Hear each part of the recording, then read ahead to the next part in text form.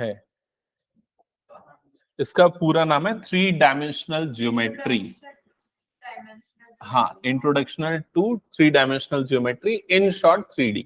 Okay, तो इधर पे पहले समझो और सुनो, बाद में सारी चीजें नोट डाउन करना। ओके, इसके पहले क्लास 10th तक और 9th में आपने 2D पढ़ा था, 2 डायमेंशनल ज्योमेट्री या कोऑर्डिनेट ज्योमेट्री ये नाम होता था, जिसमें 2 एक्सिस होते थे, एक होता था एक्स एक्सिस और दूसरा होता था वाई एक्सिस। वो हम तब यूज करते हैं जब हम किसी एक प्लेन सरफेस में किसी भी पॉइंट की पोजीशन को बताते हैं। लेकिन ये जो रियल वर्ल्ड है, मतलब ये जो रूम है, ये 3 डायमेंशनल शेप में। क्लियर हुआ? तो यहां पर हमको पोजीशन को बताने के लिए 3 एक्सिस की जरूरत होती है। एक होता है एक्स, दूसरा होता है वाई और तीसरा होता है जेड। अगर सिंपली देखोगे, मान लेते हैं वो जो कॉर्नर है वो हमारा ओरिजिन है, तो ये हमारा क्या हो जाएगा, एक्स एक्सिस। ये क्या हो जाएगा, हमारा वाई एक्सिस। और थर्ड जो बाहर की तरफ निकल रहा है वो क्या हो जाएगा, जेड एक्सिस। क्लियर हुआ? तो तीसरा एक एक्सिस आ जाएगा जेड एक्सिस। 3D का थोड़ा शेप बनाना मुश्किल होता है, लेकिन फिर भी मैं आप लोगों की हेल्प करता हूं, देखो कैसे बनाना। अब ये जैसे 2 एक्स और वाई बनाते थे ना हम, तो इसको ले लेना y, इसको ले लेना z, और x एक्सिस ऐसा कुछ दिखेगा जो कि बाहर की तरफ निकल रहा है। समझ में आया ये चीज? ये तीनों एक्सिस एक दूसरे के क्या होते हैं, परपेंडिकुलर होते हैं। ये परपेंडिकुलर हो गया, ये परपेंडिकुलर हो गया और ये इसके परपेंडिकुलर हो गया। समझ में आ गया? तो पहले ये ड्रॉ कर लो, एक्स वाई और जेड तीनों एक्सिस।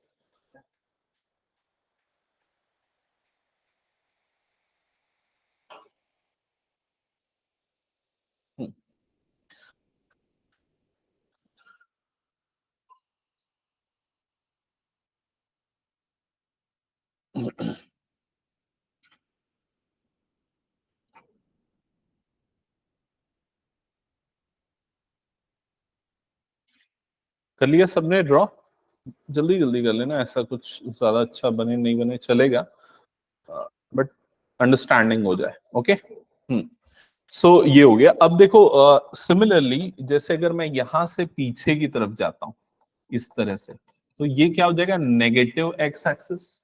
इधर पे जाऊंगा तो ये क्या हो जाएगा, नेगेटिव वाई एक्सिस। और नीचे जाऊंगा तो क्या बन जाएगा, नेगेटिव जेड एक्सिस। क्लियर हुआ? अगर आप लोगों को याद होगा, क्लास 10th में जब हम कोऑर्डिनेट ज्योमेट्री पढ़ते थे तो 2 एक्सिस होते थे, एक्स और वाई। तो वो पूरे प्लेन को कितने पार्ट्स में डिवाइड करते थे, 4 पार्ट्स में। उनको क्या बोला जाता था, क्वाड्रेंट्स बोला जाता था। क्लियर हुआ?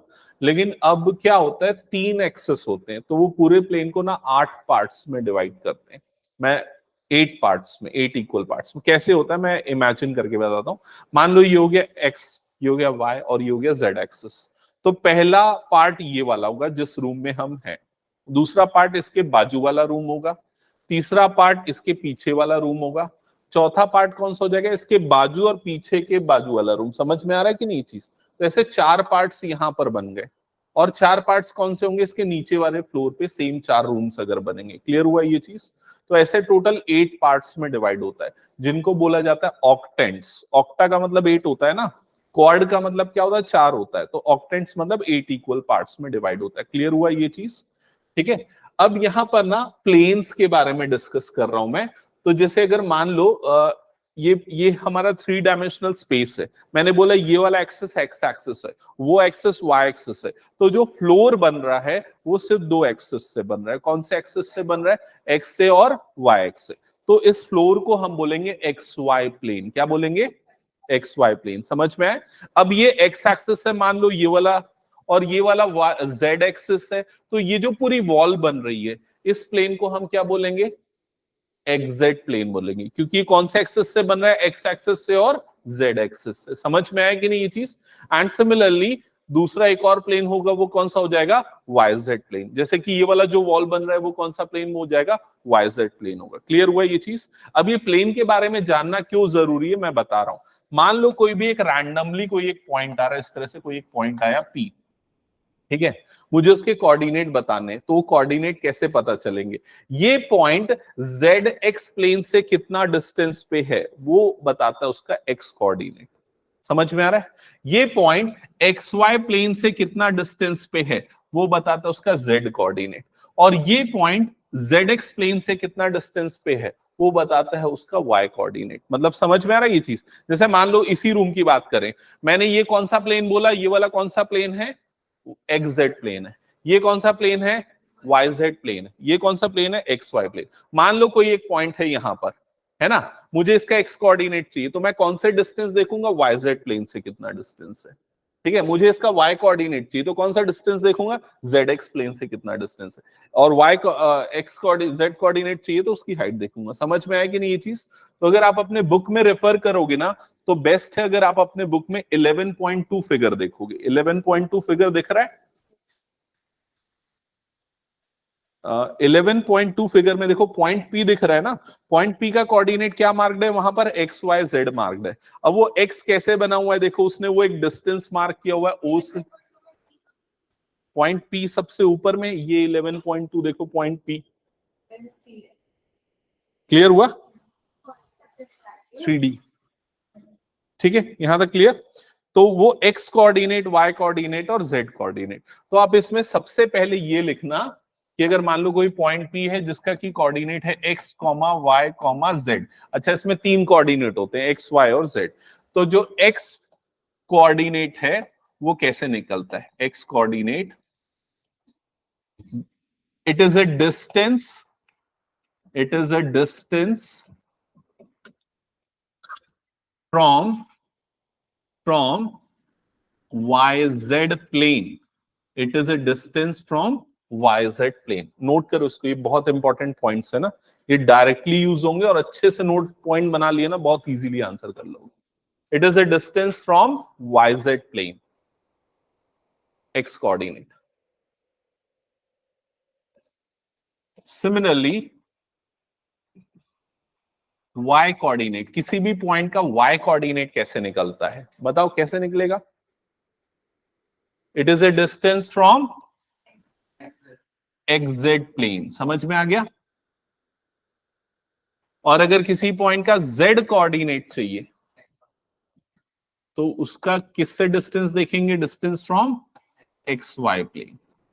क्लियर ना सबको यहां तक?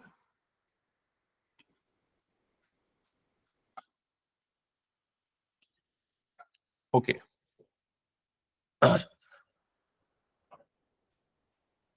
यहां तक क्लियर सबको? अब इधर पे ध्यान देना। मैं फिर से इस रूम के एग्जांपल से बताता हूँ, ये सब नोट कर लिया ना।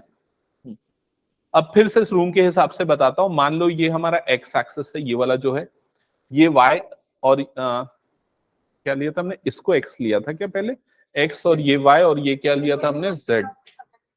रूम वाला नहीं आ रहा समझ में? ठीक है, तो छोड़ दो रूम वाला एग्जांपल। इसी एग्जांपल से देख लो, यहीं से देख लो। जैसे मान लो अगर मैं ये वाले पूरे प्लेन की बात करता हूं, तो इस प्लेन को मैं कौन सा प्लेन बोलूंगा बताओ? ये वाला जो प्लेन है जिसको भी मैं शेड किया, ये कौन सा, वाईजेड प्लेन है। अगर कोई पॉइंट मान लो वाईजेड प्लेन में ही आ रहा है, वाईजेड प्लेन में लाई कर रहा है, तो उसका वाईजेड प्लेन से डिस्टेंस कितना हो जाएगा, 0, क्योंकि उस प्लेन में आ रहा है वो। और अगर वो डिस्टेंस 0, मतलब उसका एक्स कोऑर्डिनेट क्या हो जाएगा, 0। समझ में आई ये चीज? तो इसमें नोट करके लिखना, if a point lie on YZ plane, अगर कोई पॉइंट YZ प्लेन में लाई करता है तो उसका x कोऑर्डिनेट क्या हो जाएगा, x इज इक्वल टू क्या हो जाएगा, 0। समझ में है? और उस पॉइंट का जो कोऑर्डिनेट होगा वो कैसा बनेगा, 0, y, z, ये उस पॉइंट का कोऑर्डिनेट हो जाएगा। क्लियर हुआ सबको ये? ओके। हेलो, हाँ एक मिनट आया। सिमिलरली, एक मिनट इधर ध्यान देना। सिमिलरली अगर कोई पॉइंट एक्स वाई प्लेन में लाई करेगा तो क्या 0 होगा, बताओ कौन सा कोऑर्डिनेट 0 हो जाएगा, y कोऑर्डिनेट 0 हो जाएगा। और उस पॉइंट का कोऑर्डिनेट क्या हो जाएगा, सॉरी, z 0 हो जाएगा ना, z 0 हो जाएगा। अगर एक्स वाई पे लाई करेगा तो क्या 0 हो जाएगा, z। और पॉइंट का कोऑर्डिनेट क्या हो जाएगा, x, y, 0। समझ में? सिमिलरली थर्ड वाला भी लिखो, क्या होगा,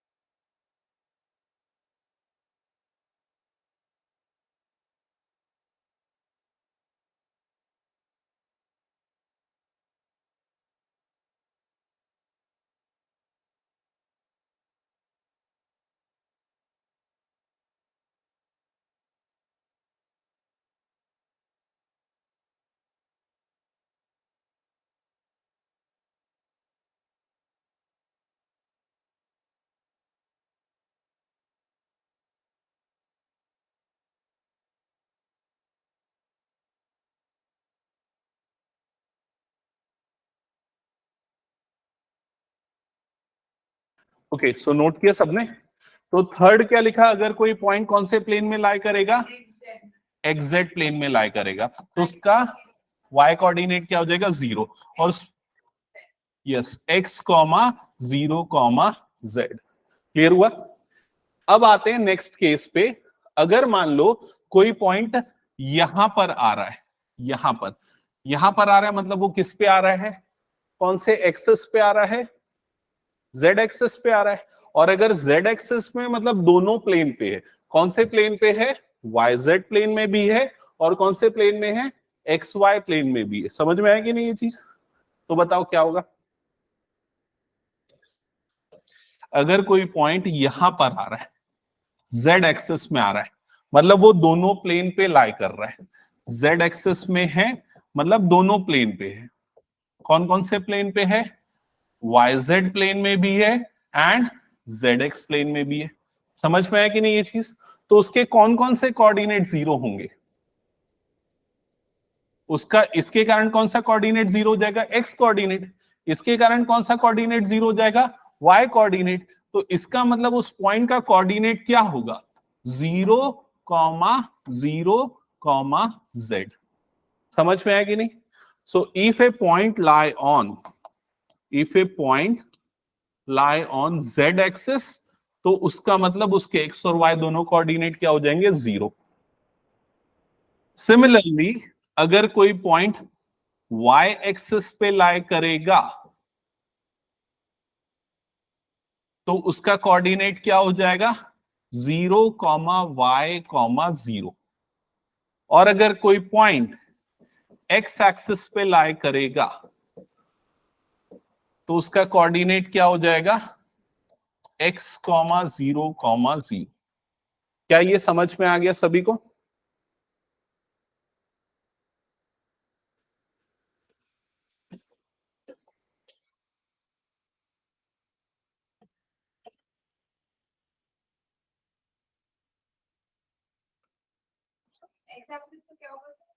x कॉमा 0 कॉमा 0। ठीक है, अब जो अभी हमने टोटल कितने पॉइंट्स लिखे सारे को एक बार रिवाइज करो, देखो क्या क्या चीजें हमने लिखी है, उसकी अंडरस्टैंडिंग कर लो, बिकॉज अब हम क्वेश्चन स्टार्ट करने वाले हैं।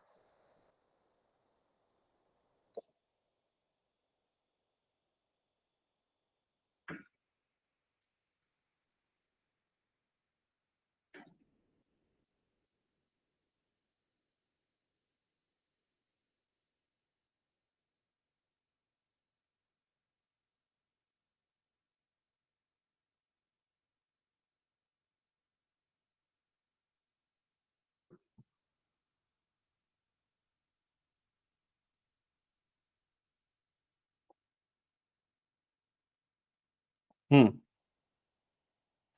समझ लिया सबने यहां तक? ओके, अब एक और चीज मैं थोड़ा सा इसमें ऐड ऑन करता हूं, फिर क्वेश्चन स्टार्ट करेंगे।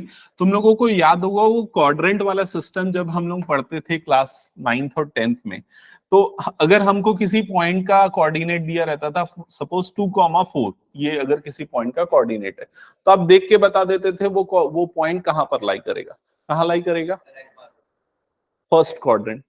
कौन से क्वाड्रेंट में लाई करेगा, फर्स्ट क्वाड्रेंट। कैसे बताते थे हम, अगर दोनों पॉजिटिव है तो किस में आता था, फर्स्ट क्वाड्रेंट में।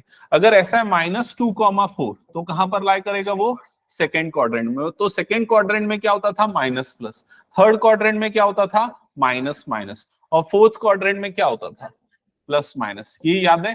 तो हम सीधे पॉइंट के कोऑर्डिनेट को देख के ये बता सकते थे वो कौन से क्वाड्रेंट में होगा। लेकिन यहां पर हमारे पास क्वाड्रेंट नहीं है, यहां पर क्या है, हमारे पास ऑक्टेंट है। क्लियर हुआ ये चीज? ऑक्टेंट मतलब टोटल 8 पार्ट्स में डिवाइड होता है। तो देखो उसको भी देख के हम कैसे बताते हैं। जैसे कि अगर मान लो पहला पॉजिटिव है, दूसरा पॉजिटिव है, ठीक है, और तीसरा भी पॉजिटिव है, तो ये किस पे लाई करेगा, फर्स्ट ऑक्टेंट में। फिर उसके बाद इसका क्या होता है, देखो यहां पर माइनस प्लस और फिर ये प्लस है, तो किस पे लाई करेगा, सेकेंड। फिर माइनस माइनस प्लस, तो ये किस पे लाई करेगा, थर्ड। और अगर प्लस माइनस और प्लस आ रहा है, तो ये किस पे लाई करेगा, फोर्थ में। मतलब आप सिंपली क्या करो, पहले दो के साइन को देखो, पहले दो के साइन को देखो, और उसके हिसाब से जैसे क्वाड्रेंट देखते थे ना, तो क्वाड्रेंट डिसाइड कर लो। तो दोनों पॉजिटिव मतलब किस में आ जाएगा, फर्स्ट। दोनों पहला नेगेटिव दूसरा पॉजिटिव तो किस में आ जाएगा, सेकंड। लाइक दिस, ऐसा करके ये कितने ऑक्टेंट्स हो गए, 4। अब नेक्स्ट जो ऑक्टेंट होगा, फिफ्थ ऑक्टेंट, उसमें क्या होगा, ये वाला पैटर्न रिपीट होगा। मतलब क्या हो जाएगा, प्लस प्लस, और यहां पर क्या आ जाएगा, ये माइनस।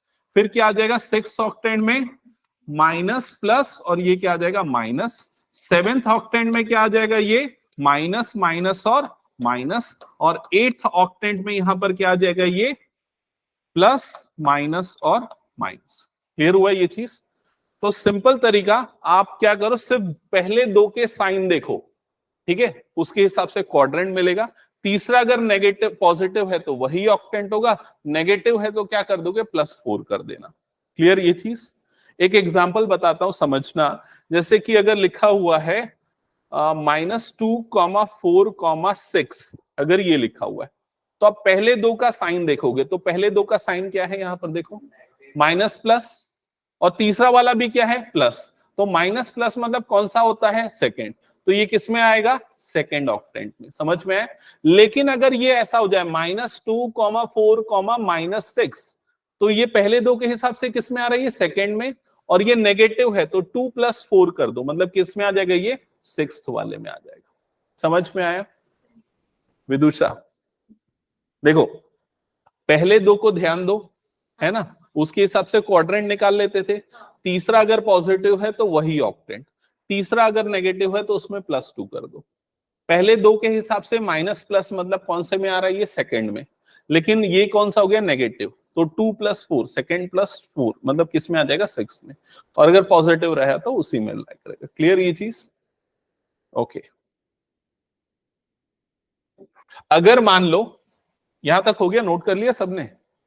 अगर मान लो किसी पॉइंट का, मैं यहां पर कुछ एग्जांपल्स दे रहा हूं, तुम लोग आंसर करना। किसी पॉइंट का कोऑर्डिनेट है 2,2, -2, तो बताओ ये पॉइंट कहां पर लाई करेगा, किसमें, फिफ्थ ऑक्टेंट में। क्योंकि पहले दो पॉजिटिव है मतलब फर्स्ट में आना चाहिए, और यहां पर क्या हो गया, नेगेटिव, मतलब किस में आ जाएगा, 1 + 4 मतलब फिफ्थ में। क्लियर। अगर किसी पॉइंट का कोऑर्डिनेट ऐसा है minus comma minus comma minus, तो क्या हो जाएगा, ये 3 + 4 मतलब कितना आ जाएगा, सेवेंथ में। समझ गए ना ये चीज। किसी पॉइंट का कोऑर्डिनेट ऐसा है 2,0,0, कहां पर आएगा, ये कहां पर आएगा, एक्स एक्सिस में आएगा। क्योंकि एक्स एक्सिस का मैंने थोड़ी देर पहले लिखा है कि नहीं, देखो क्या लिखा है। अगर कोई पॉइंट एक्स एक्सिस में आता है तो उसका कोऑर्डिनेट क्या हो जाएगा, x,0,0, मतलब सिर्फ एक्स कोऑर्डिनेट होगा, बाकी दोनों कोऑर्डिनेट क्या हो जाएंगे, 0। क्लियर। अगर किसी पॉइंट का कोऑर्डिनेट ऐसा है 5,0,2, तो बताओ ये वाला पॉइंट कहां पर आएगा, ये ऑक्टेंट नहीं, कोई भी एक 0 हो गया ना तो वो कहीं और आएगा। कहां आएगा, तो देखो ये कौन सा है, x, ये कौन सा है, z, तो ये किस में आ जाएगा, एग्जैक्ट प्लेन में आएगा। देखो यहां पर लिखा है ना, एग्जैक्ट प्लेन में क्या होता है, y कोऑर्डिनेट 0 हो जाता है। समझ में आया कि नहीं ये चीज। ये ऑक्टेंट वाला सिस्टम तभी लगेगा जब सारे के सारे नॉन जीरो नंबर्स हैं। अगर कोई भी एक 0 हो गया तो मतलब वो किस पे आएगा, प्लेन में आ जाएगा। 2 0 हो गए मतलब वो किस में आएगा, एक्सिस में आएगा। समझ गए ना ये चीज। कुछ डाउट ऐश्वर्या। तीनों 0 हो गए तो कहां पर आएगा, अच्छा क्वेश्चन है, बताओ। ओरिजिन पे, तो वो कहां पर आएगा, ओरिजिन पे आ जाएगा। समझ गए ना, मतलब तीनों एक्सेस में, और तीनों एक्सेस का कॉमन पॉइंट क्या होता है, ओरिजिन। हटा दो इसको मैं। ओके, तो चलो स्टार्ट करते हैं अब क्वेश्चन सॉल्व करना। तो सबसे फर्स्ट क्वेश्चन एक बार देखो क्या लिखा हुआ है, ये सामने है क्वेश्चन, बुक में देखने की जरूरत नहीं, इधर देख लो। If a point is on X axis, what are its Y and Z coordinates, क्या हो जाएंगे, 0 0। समझ गए ना। हटा दो फिर इसको मैं। Next question, a point is in exact plane, what can you say about y coordinate, so y coordinate will be 0. Next question. हाँ, अब इसमें मैं आप लोगों से एक एक से पूछूंगा, बताना, ठीक है। Name the octant in which following points लाई। ऐश्वर्या बताओ फर्स्ट वाला पॉइंट कौन से ऑक्टेंट में आएगा, फर्स्ट ऑक्टेंट में। हाँ, नेक्स्ट केशिता बताओ ये कौन से ऑक्टेंट में आएगा? ये किस में आएगा? फोर्थ में। ठीक है, नेक्स्ट सृष्टि बताओ।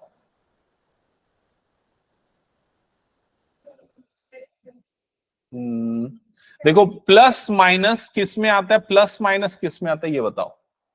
फोर्थ क्वाड्रेंट में, क्वाड्रेंट बता दो पहले का, देखिए फोर्थ में आता है ना, और यहां पर क्या लगा है? माइनस, मतलब +4 कर दो तो किस में आ जाएगा? 8 ऑक्टेंट में आएगा। रूल समझ में है? देखो पहले दो को देख के क्वाड्रेंट बता देते थे ना हम, तो ये किस में आ रहा है? कौन से क्वाड्रेंट में? फोर्थ में। नेगेटिव लगा है तो +4 कर दो तो कितना आ जाएगा? 8 आ जाएगा। पॉजिटिव लगा है तो उसी को रहने दो। समझ गए? हाँ ईशान बताना नेक्स्ट। प्लस, दोनों प्लस प्लस है, मतलब कौन सा क्वाड्रेंट? First quadrant. और यहां पर क्या है? माइनस, माइनस लगा है मतलब +4 कर दो तो कौन सा आ जाएगा ऑक्टेंट? Fifth octant. समझ में आया? विदुषा नेक्स्ट बताना। पहले सिक्स्थ ऑक्टेंट करेक्ट है। माइनस प्लस मतलब कौन सा हो गया? Second quadrant. नेगेटिव लगा है तो +4 कर दो तो मतलब सिक्स्थ ऑक्टेंट। हाँ ईशान बताना नेक्स्ट। किसमें आएगा? फोर्थ में। देखो माइनस प्लस है मतलब फोर्थ क्वाड्रेंट में होता है, ये पॉजिटिव है तो कुछ भी ऐड नहीं करना, मतलब किसमें आ जाएगा? फोर्थ ऑक्टेंट में। ठीक है, सृष्टि नेक्स्ट बताना इसका आंसर। ये किसमें लाया करेगा? थर्ड ऑक्टेंट में लाया करेगा। क्लियर? ठीक है, ये वाला। अच्छा ये गलत बताया गया, ये सेकंड में होगा। हाँ सेकंड में होगा। क्लियर ना? हाँ हाँ लास्ट। ईशान बताना, ये वाला बताना। विदुषा बताना किसमें लाया करेगा ये वाला? सेवन। पहला दो नेगेटिव है मतलब किसमें आ गया? थर्ड। और ये भी नेगेटिव तो +4 कर दो, मतलब किसमें लाया करेगा? ये सेवेंथ ऑक्टेंट। समझ गए ना क्लियरली? तो हटा दो फिर इसको मैं। ओके चलो नेक्स्ट क्वेश्चन पे आते हैं। Fill in the blanks. क्या लिखा हुआ है? X axis and Y axis together determine a plane known as X Y plane. X axis Y axis को मिला के बनने वाला plane X Y plane. Next, the coordinate of point on X Y plane is of the form. Yes, इसका मतलब ये पूछ रहा है अगर कोई पॉइंट एक्स वाई प्लेन में तो उसका कोऑर्डिनेट कैसा होगा? तो आपका आंसर होगा एक्स कॉमा वाई कॉमा 0। उसका जेड कोऑर्डिनेट क्या हो जाएगा? 0। समझ गए ना? ये थर्ड, हाँ थर्ड का आंसर क्या होगा? 8। Coordinate divides a space into 8 octants. Clear? Next, तो बस इतना ही है ना फर्स्ट में, तो फर्स्ट एक्सरसाइज में। ओके इसके बाद फिर हम आगे आते हैं नेक्स्ट टॉपिक पे। अब इसके बाद देखो डिस्टेंस फॉर्मूला अप्लाई होगा। 2D में जैसे डिस्टेंस फॉर्मूला था, सेक्शन फॉर्मूला था, याद है ना आप लोगों को? सेम यहां पर भी फॉलो होने वाला है। क्या डिफरेंस होगा? बस इतना कि यहाँ पर तीन कोऑर्डिनेट्स होंगे, एक्स कोऑर्डिनेट, वाई कोऑर्डिनेट और जेड कोऑर्डिनेट। तो मान लो x1 y1 z1 और ये वाला पॉइंट का कोऑर्डिनेट x2 y2 z2। इन दोनों के बीच का डिस्टेंस है d। तो distance formula d is equal to under root x2 minus x1 whole square plus y2 minus y1 whole square plus z2 minus z1 whole square. Note down कर लेना ये distance formula. फिर मैं section formula बताता हूं। मेरे ख्याल से सेम है, आप लोगों को याद होगा ही, बस इसमें थर्ड एक्सेस ऐड हो जाएगा बस। ठीक है,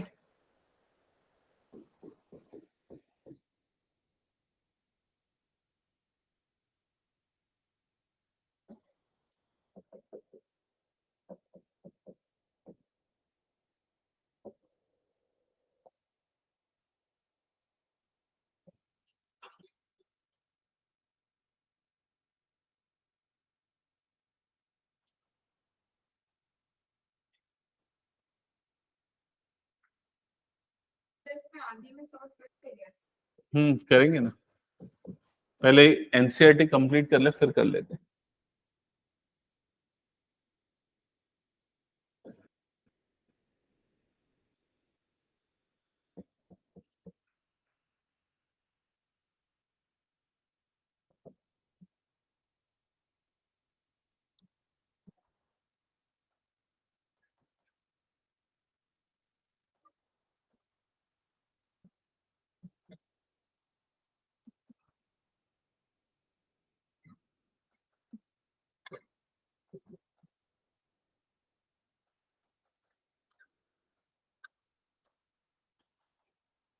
डिस्टेंस फॉर्मूला नोट कर लिया ना सबने? फिर नेक्स्ट है सेक्शन फॉर्मूला।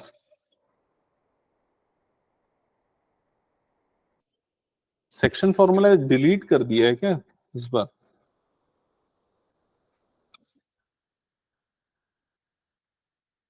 ठीक है, हाँ मतलब इसमें तो डिलीटेड, इस 3D में डिलीटेड है, लाइंस के अंदर आता है सेम फॉर्मूला, तो नोट कर लो, यूज तो होना ही है।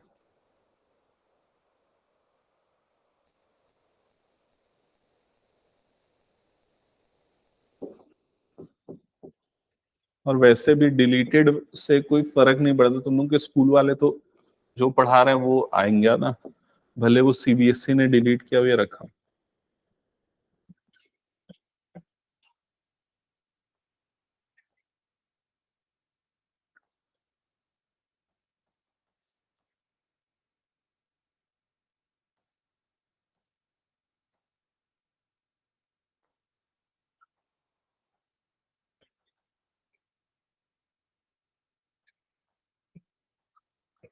इंटरनली और एक्सटर्नली के केस में दो अलग अलग फॉर्मूला बनता है, तो इसको नोट डाउन कर लेना। ठीक है, फिर हम एक्सरसाइज स्टार्ट कर देंगे।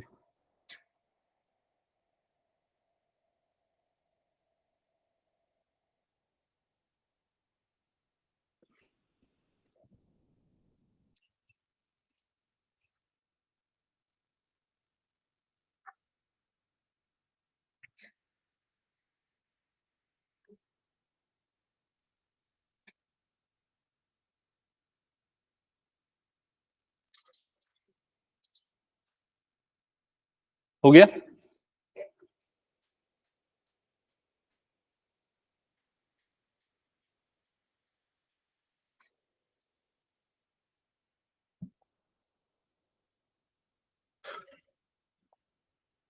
ओके, सो सेकंड एक्सरसाइज एक बार देख लेते हैं। क्या लिखा हुआ है क्वेश्चन में? Find the distance between the following pair of points. तो आई थिंक ये तो सबसे सिंपल क्वेश्चन है, सीधा फॉर्मूले में वैल्यू पुट करनी। किसी में कोई प्रॉब्लम तो नहीं जाएगा ना? x1 y1 z1 और ये क्या हो जाएगा x2 y2 और z2। तो ये पूरा मैं होमवर्क दे दूं क्या? पक्का हो जाएगा ना? तो ये पूरा होमवर्क रहेगा आप लोगों का, ठीक है। नेक्स्ट आते हैं नेक्स्ट क्वेश्चन पे। हाँ, ये क्वेश्चन नंबर 2 एक बार पढ़ो, क्या लिखा हुआ है? Show that the points this this and this are collinear. आपको प्रूफ करना है ये तीनों पॉइंट्स क्या है, कोलिनियर। कोलिनियर वर्ड का मतलब पता है ना क्या होता है? नहीं पता? कोलिनियर मतलब अगर मान लो कोई तीन पॉइंट से पास होते हुए एक लाइन हम ड्रॉ कर सकते हैं, then they point the points are called collinear points. Clear हुआ? तो हम सबसे पहले अज्यूम करेंगे पहला पॉइंट ए है, दूसरा पॉइंट बी है और तीसरा पॉइंट क्या है, सी। क्लियर? अब अगर हमको कोलिनियर प्रूफ करना है तो हमको ये प्रूफ करना पड़ेगा कि ए बी का डिस्टेंस प्लस बी सी का डिस्टेंस ए सी के डिस्टेंस के क्या होगा, इक्वल। क्लियर? लाइक दिस, मान लो ये हो गया ए बी, ये हो गया बी सी, तो ये दोनों का डिस्टेंस प्लस ये दोनों का डिस्टेंस, ये टोटल डिस्टेंस के इक्वल आएगा। तो क्या प्रूफ हो जाएगा, तीनों पॉइंट्स क्या है, कोलिनियर है। क्लियर हुआ ये चीज? तो बस वही सेम अप्रोच फॉलो करनी है। तो पहले ए बी का डिस्टेंस बताओ क्या होगा। चलो सॉल्व करके दिखाओ, उसको सॉल्व हो जाएगा ना? सॉल्व करो, बताओ कोलिनियर है कि नहीं। ए बी का डिस्टेंस, सो अंडर रूट,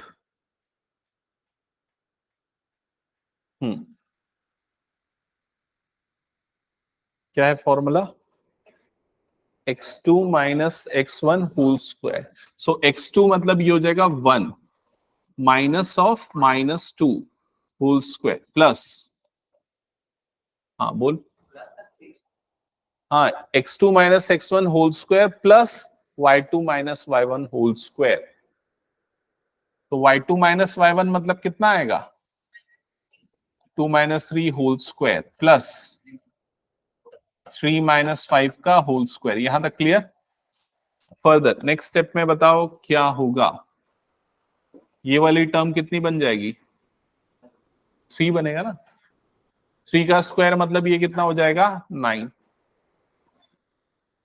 हाँ तो minus minus plus, 1 plus 2 add होगा ना दोनों। नहीं आया समझ में? अगेन हाँ, प्लस ये कितना बनेगा बताओ, हाँ -1 और स्क्वायरिंग करने पे वो कितना हो जाएगा 1 प्लस ये हो जाएगा -2 स्क्वायरिंग करने पे कितना हो जाएगा 4। तो ए बी का लेंथ कितना आया √14। यहां तक क्लियर। अब उसके बाद बीसी की लेंथ कैलकुलेट करो। चलो करेक्टली करना, गलती मत करना, खुद से करो।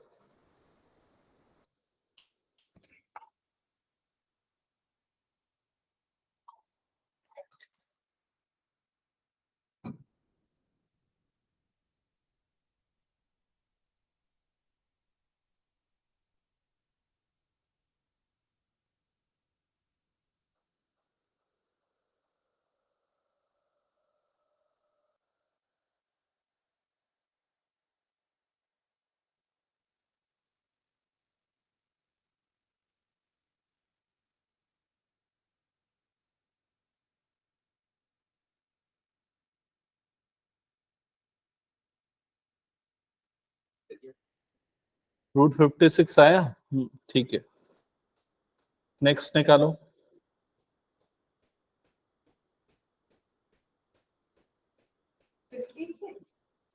36 प्लस 4 प्लस आखिरी वाला गलत कर रहे हो बस। ये -1 -3 -4 हो जाएगा।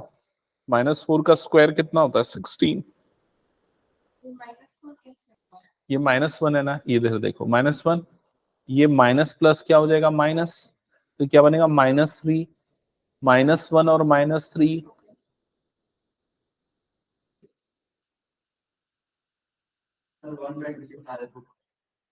ओके और 56। हाँ एसी निकालो।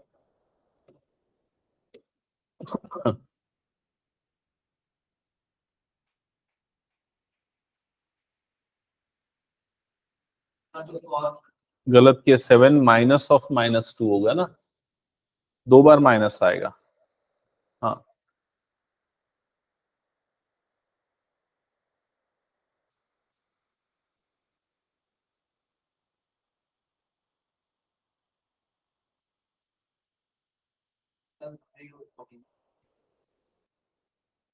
हम्म हो गया प्रूफ कोलिनियर।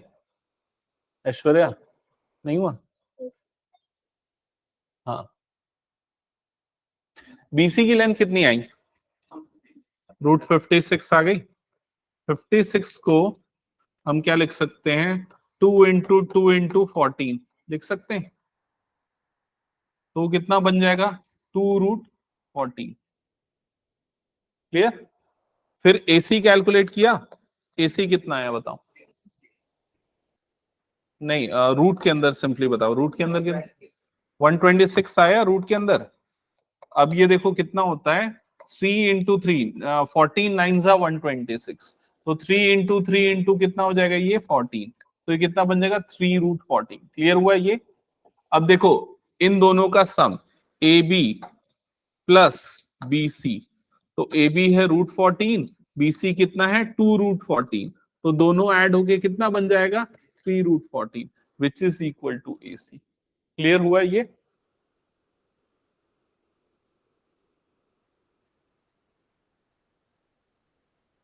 समझ में आ गया ना। हटा दो फिर मैं नेक्स्ट क्वेश्चन पे मूव करूं। ओके चलो next question. So first question 3 में 3 पार्ट्स हैं। फर्स्ट पार्ट में क्या बोल रहा है, आपको 3 कोऑर्डिनेट्स दिए हुए हैं, आपको बोल रहा है कि शो करना है, वेरीफाई करना है कि ये आइसोसेलेस ट्रायंगल के हैं। तो आइसोसेलेस ट्रायंगल मतलब क्या होता है, उसमें दो साइड इक्वल होते हैं आइसोसेलेस में। तो आपको इसके लिए क्या करना पड़ेगा, ये पहले वाले को ए ले लेना, दूसरे वाले को बी ले लेना और तीसरे वाले को क्या ले लेना सी। ए बी निकालना, बी सी निकालना और ए सी निकालना, और शो करना कि कोई भी दो आपस में क्या रहे इक्वल। क्लियर ये चीज। ठीक है चलो बना के दिखाओ, एक काम करो, फर्स्ट सेकंड थर्ड तीनों, पहले फर्स्ट का आंसर वेरीफाई करके मुझे बताओ जल्दी से।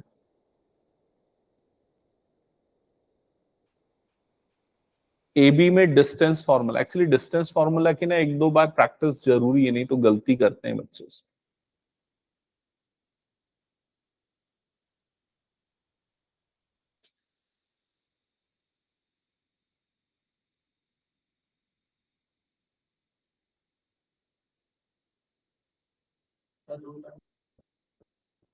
पूरा तीनों निकाल एक साथ बताना।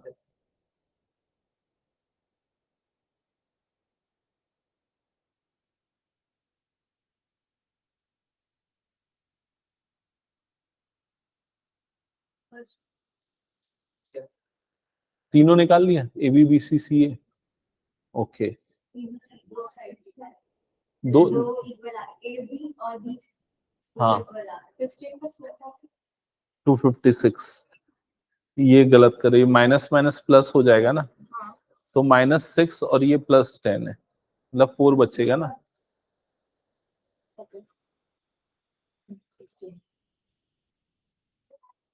ए बी √18 आया क्या बताओ, ए बी कितना? ऐश्वर्या गलत बना गया,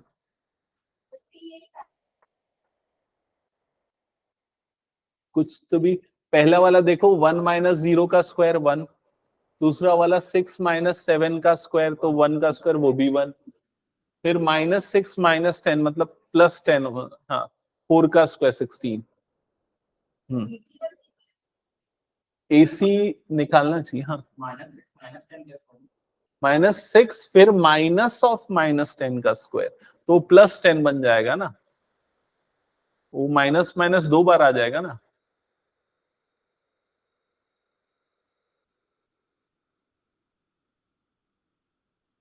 √18 आया, ए बी आ गया ना, हाँ। एसी क्यों निकालना चाहिए, क्योंकि ना अगर वो भी √18 आ गया तो इक्विलेटरल हो जाएगा, तो उसको आइसोसेलेस बोलना गलत है इसलिए।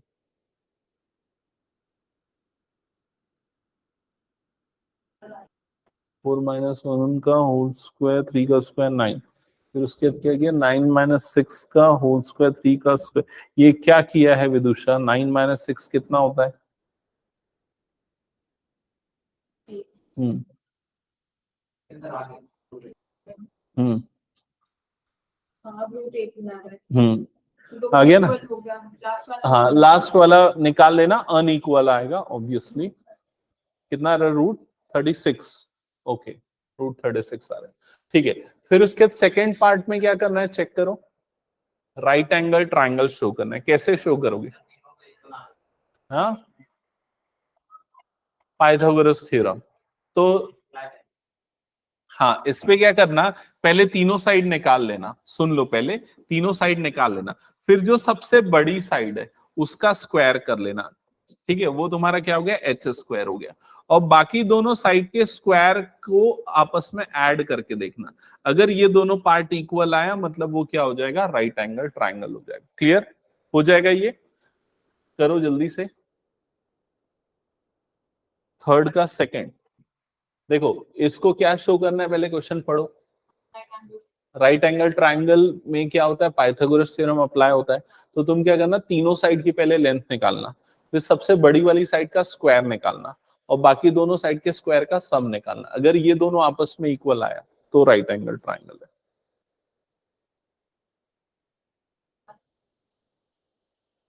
h² is equal to p² plus b²।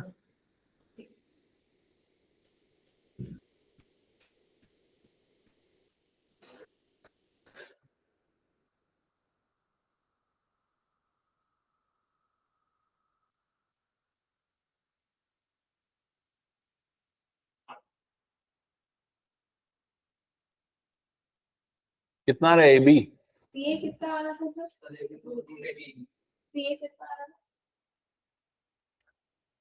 पिछले वाले क्वेश्चन में? अच्छा अच्छा, शॉर्टकट सर्च कर।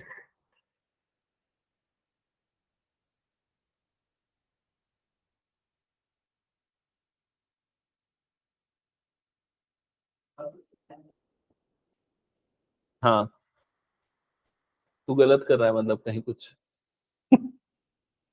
मैं तो देखो मतलब मैं ये एक्सपेक्ट करता हूँ कि तुम लोग भी देखते साथ बता दो, बिना पेन छुए ये डिस्टेंस निकालना आ जाए। हाँ, वो आ गया ना, प्रैक्टिस हो गया वैसा, ओके।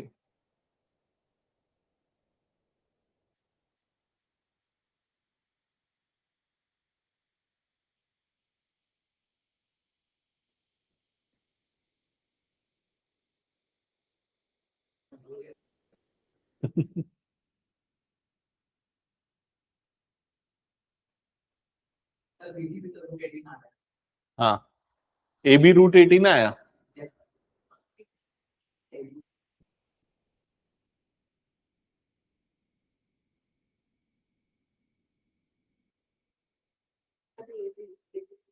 हम्म,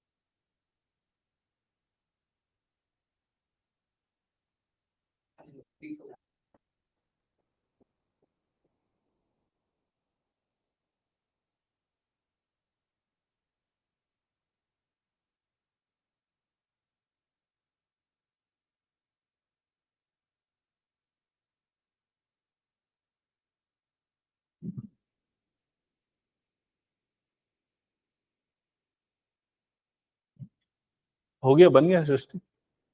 थर्ड, थर्ड स्टार्ट करो। थर्ड की कंडीशन क्या होनी चाहिए? अपोजिट साइड्स क्या होने चाहिए? इक्वल। और डायगोनल क्या होने चाहिए? अनइक्वल। मतलब A B B C C D D A. हाँ, ओके, ठीक है।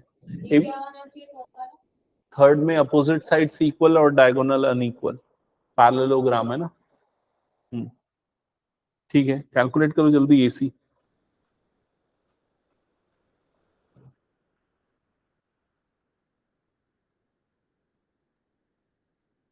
पैरेललोग्राम की प्रॉपर्टी क्या होती है? Opposite sides equal, diagonals unequal.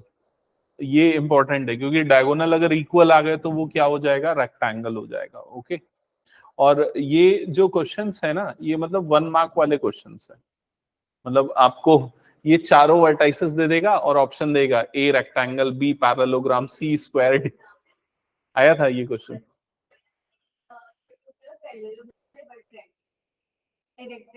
Okay,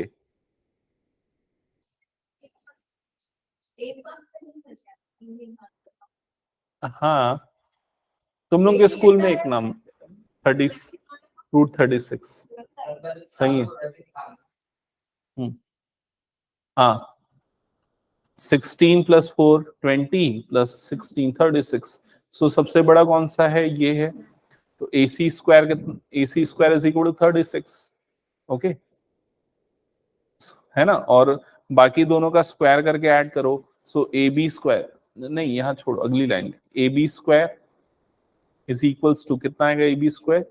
और दूसरा कौन सा? BC² कितना आ गया? 18। सो क्लियर है, इन दोनों का सम किसके इक्वल है? AC² के इक्वल है।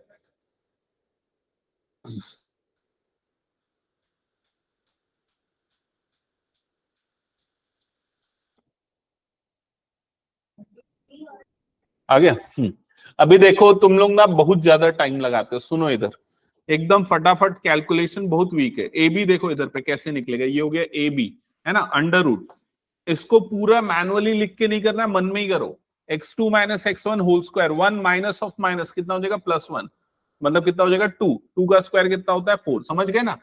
-2 और ये -2 कितना हो जाएगा? -4। स्क्वायर करने पे कितना हो जाएगा? 16। 5 - 1 कितना होता है? 4। 4 का स्क्वायर कितना होता है? 16। मतलब कितना आ जाएगा? ये √36। समझ में आई ये चीज? ऐसा डायरेक्टली होना चाहिए। बीसी जल्दी बताओ, रूट के अंदर 4 - 1 3, 3 का स्क्वायर कितना हो गया? 9 - 7 + 2 मतलब कितना हो जाएगा? -5। स्क्वायर करोगे कितना आ जाएगा? 25। 8 - 5 3 हो जाएगा। 3 का स्क्वायर कितना हो जाएगा? 9।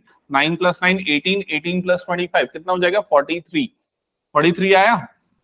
फिर सी डी, ये सी डी। तो 2 - 4 मतलब 2। 2 का स्क्वायर कितना हो जाएगा? 4। -3 और ये हो जाएगा +4। 4 आ जाएगा। 4 का स्क्वायर कितना हो जाएगा? 16। 4 - 8 मतलब कितना हो जाएगा? 4। 4 का स्क्वायर कितना हो जाएगा? 16। 32 मतलब आ जाएगा √36। आया ये। फिर उसके बाद डी ए, √/डी और ए देख लो। 2 और माइनस माइनस प्लस 1, 2 प्लस 1 3 हो जाएगा, 3 का स्क्वायर हो जाएगा 9 प्लस माइनस 5 का स्क्वायर 25 प्लस 4 माइनस 1 3 का स्क्वायर हो जाएगा 9 18 और ये आ जाएगा √43। क्लियर है? अपोजिट साइड्स आपस में क्या रही? इक्वल। इतना फास्ट चाहिए, समझ रहे हो ना? अपोजिट साइड्स इक्वल आ रही है, अब उसके डायगोनल अनइक्वल आना चाहिए, ये भी हमको शो करना पड़ेगा। तो डायगोनल मतलब हमको क्या निकालना पड़ेगा? AC निकालना पड़ेगा। तो A और C में लगाओ distance formula. 4 minus 1 minus of minus 1, 4 plus 1 कितना हो जाएगा? 5 का स्क्वायर हो जाएगा 25 माइनस 2 माइनस 7 मतलब माइनस 9 स्क्वायर करोगे 81 तो प्लस 81, 8 माइनस 1 7 का स्क्वायर 49, 49 प्लस ये करोगे तो ये हो गया 50, 130, 155, 155 आ रहा है क्या? AC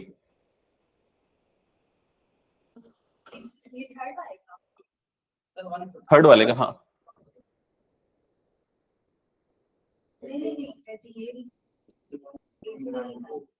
हाँ निकालो। 190, 135, 1 नहीं 155 आना चाहिए, 155 आ रहा है ना? हाँ ठीक है, समझ गए ना? कैलकुलेशन की स्पीड बढ़ानी पड़ेगी, तो होमवर्क करोगे ना तो अपने आप धीरे धीरे आपको समझ में आएगा। ओके। फिर उसके बाद क्या बच गया? BD निकालना पड़ेगा। BD √2 माइनस 1, 1 का स्क्वायर ये हो जाएगा 1, माइनस 3 प्लस 2 मतलब कितना हो जाएगा? माइनस 1 का स्क्वायर 1 हो जाएगा, 4 माइनस 5 मतलब माइनस 1 का स्क्वायर 1, तो √3 आ रहा होगा मेरे ख्याल से। नेक्स्ट BD √3 आ रहा है BD। 2 माइनस 1 मतलब 1, 1 का स्क्वायर 1, माइनस 3 प्लस 2 मतलब माइनस 1 का स्क्वायर 1, 4 माइनस 5 मतलब माइनस 1 का स्क्वायर 1, तो 1 1 1, तो 1 plus 1 plus 1 3। Okay, so calculation कर लेना, समझ गए ना? ये स्पीड करना पड़ेगा। नेक्स्ट क्वेश्चन पे मूव करते हैं, पढ़ो नेक्स्ट क्वेश्चन क्या है।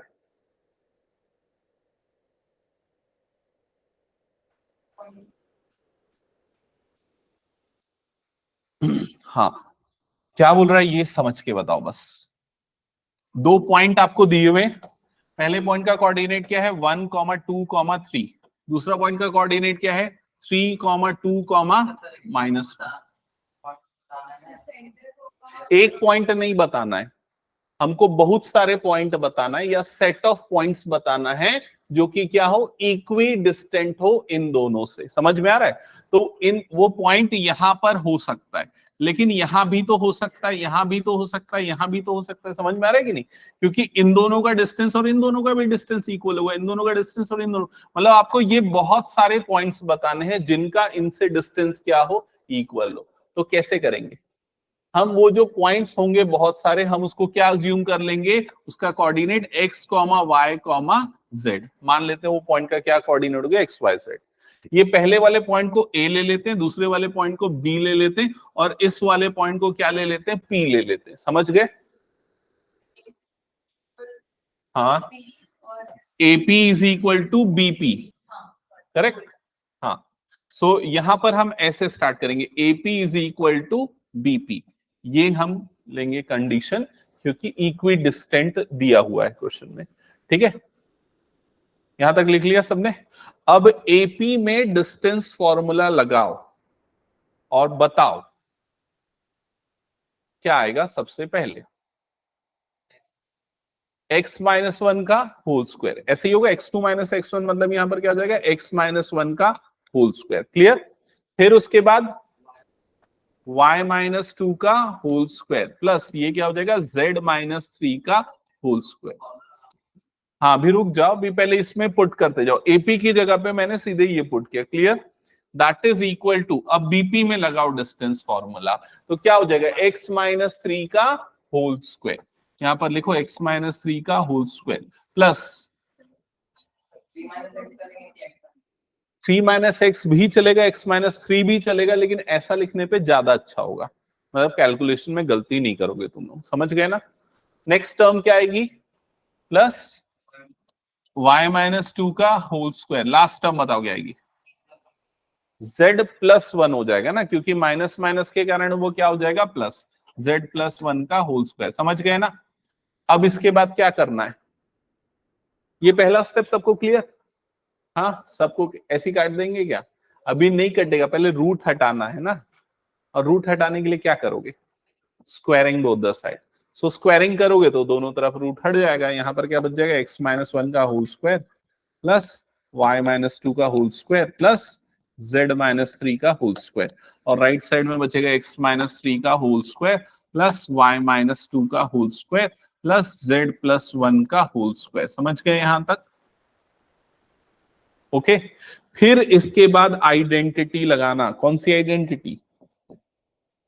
a माइनस बी का होल स्क्वायर, और जहां पर a प्लस बी का होल स्क्वायर लगेगा वो अप्लाई करो,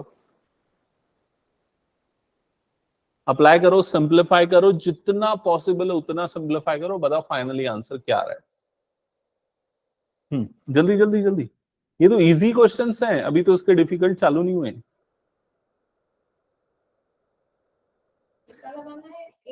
हाँ, ए स्क्वायर मतलब क्या आ जाएगा? X square plus B square minus two A B, तो minus two X. Okay.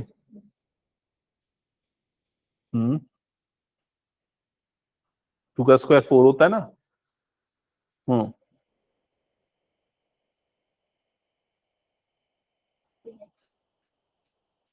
Minus two A B, so minus two A and B, so एक बार और टू मल्टीप्लाई हुआ ना तो फोर हो जाएगा ना। आया समझ में? Minus four Y. हम्म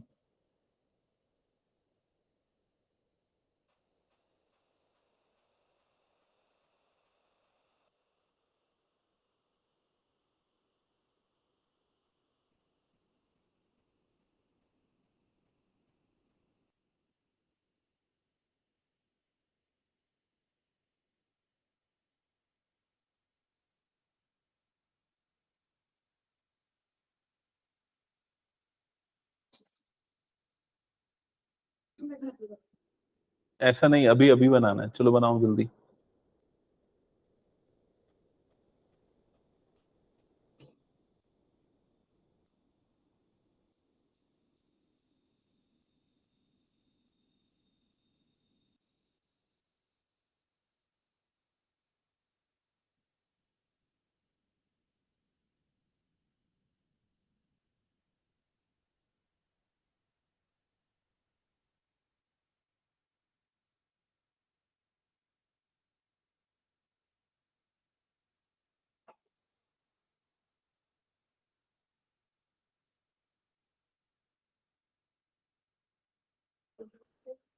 हम्म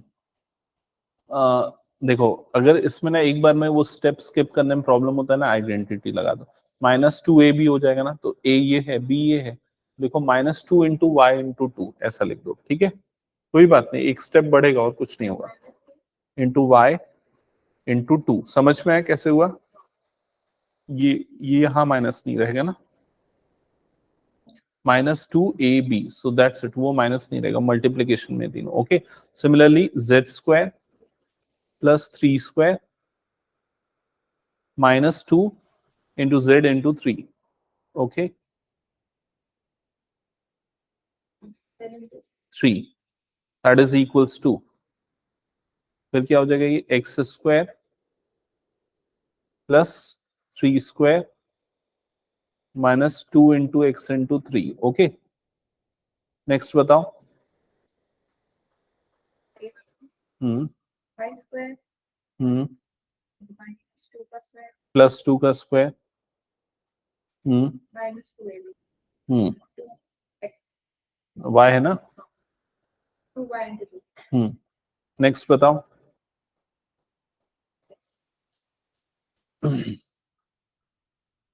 आ गई क्या इक्वेशन? गलत आ रही है? बता रहा हूँ। हम्म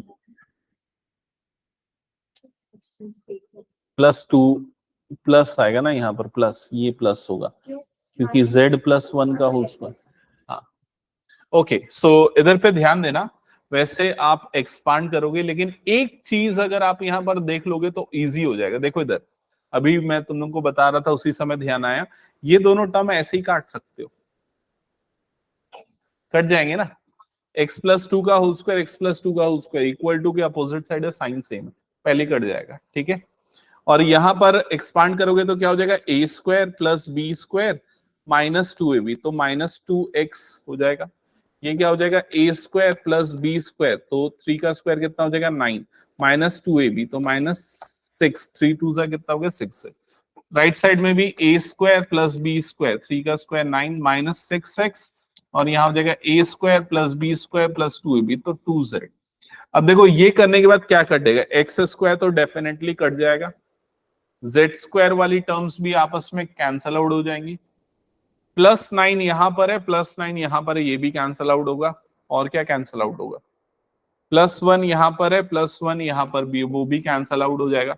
क्या बच जाएगा यहां पर, माइनस 2x माइनस 6z, यहां पर क्या बच गया, minus 6x plus 2z। Clear हुआ ये चीज। अब z वाली टर्म को इस तरफ भेजो, x वाली टर्म को इधर पे भेज दो, तो माइनस 2x प्लस 6x, और राइट साइड में 2z प्लस 6z। ओके, सो ये दोनों का एडिशन कितना हो जाएगा 4x, ये दोनों का एडिशन कितना हो जाएगा 8z। क्लियर हुआ।